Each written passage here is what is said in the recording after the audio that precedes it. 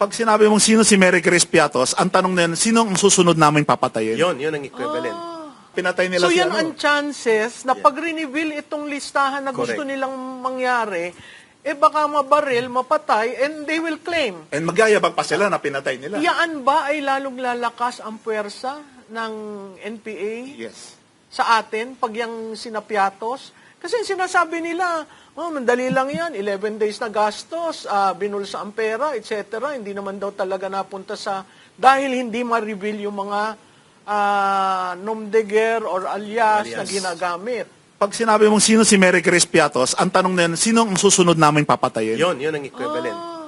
Yun ang equivalent. Nakakatakot naman pala yan. Tama. Hindi po mag-survive ang Pilipinas at ang gobyerno nito at walang gobyerno at lipunan na mag-survive kung wala siyang intelligence programs at confidential projects.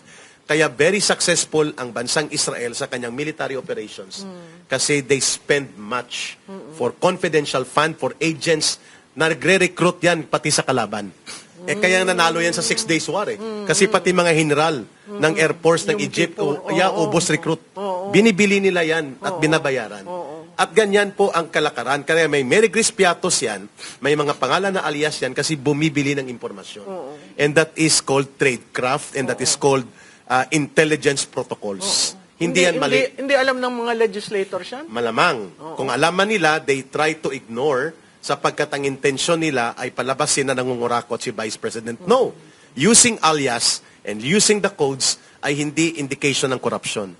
For as long as ang Commission on Audit ay nakakakita na justified and valid at supported by existing projects ang mga expenditure sa confidential fund, yan ay tama. Okay.